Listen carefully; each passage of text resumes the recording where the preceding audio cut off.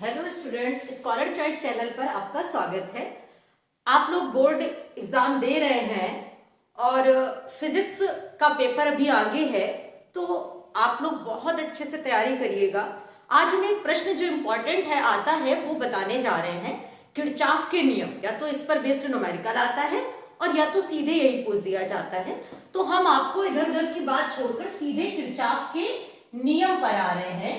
तो किरचॉफ के नियम क्या है? किरचॉफ ने दो नियम दिए थे। किरचॉफ ने दो नियम दिए थे और प्रथम नियम क्या है किरचॉफ का? किरचॉफ के प्रथम नियम के अनुसार, किरचॉफ का जो पहला नियम था उस नियम के अनुसार किसी संधि पर, जैसे ये कोई जंक्शन है, कोई संधि है, किसी संधि पर कुल धाराओं का बीजगणितीय योग, बीजगणितीय का मतलब समझ रहे हैं, चिन्ह के साथ योग सदैव शून्य होता है। जैसे ये जंक्शन है, यहां पर कुछ ऐसे धाराओं का हमने ये पॉइंट बनाया, संधि जंक्शन।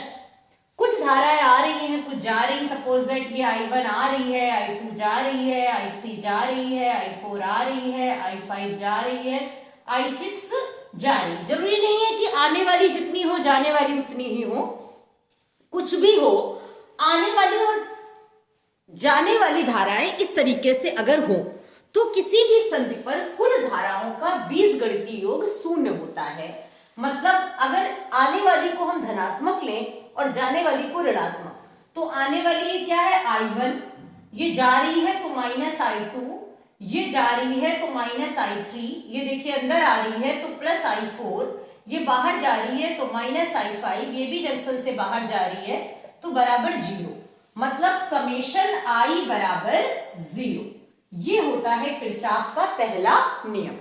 इसे हम ऐसे भी देख सकते हैं कि जो आ रही हैं वो, ये देखिए I1 प्लस वाली एक तरफ कर ली और माइनस वाली उधर ले गए तो इस तरीके से आ गई। तो इसे हम ऐसे भी पढ़ सकते हैं कि किसी भी संधि पर आने वाली धाराओं का योग और उस संधि से जाने वाली धाराओं का योग आपस में बराबर होते हैं। ये देखिए आने वाली धाराएं और ये जाने वाली धाराएं।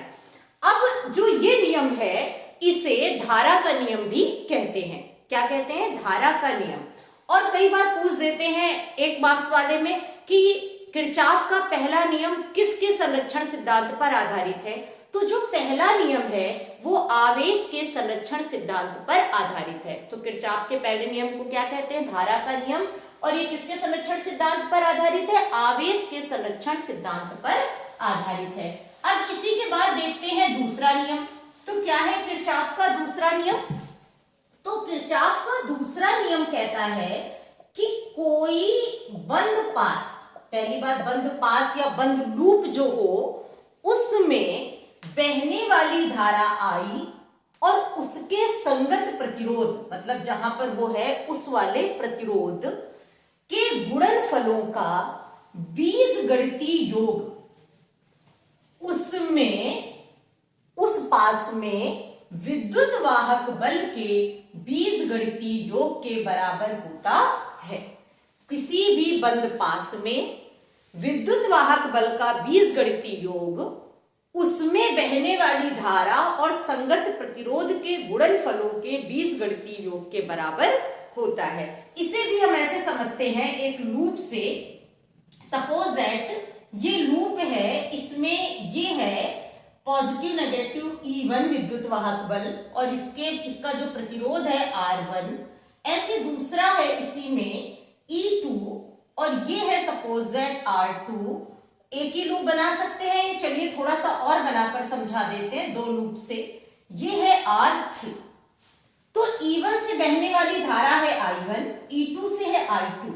अच्छा, जो धारा आ रही है ये कंफ्यूजन मत रखिएगा, इस सिरे से ये पूरी होती है और इस वाले में ये पूरी होती है, ठीक है।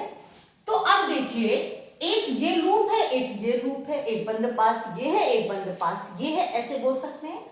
तो किसी भी अगर ऐसे चले तो फिर ऐसे ही जाए और ऐसे चले तो ऐसे ही जाए, एक ही दिशा रखें।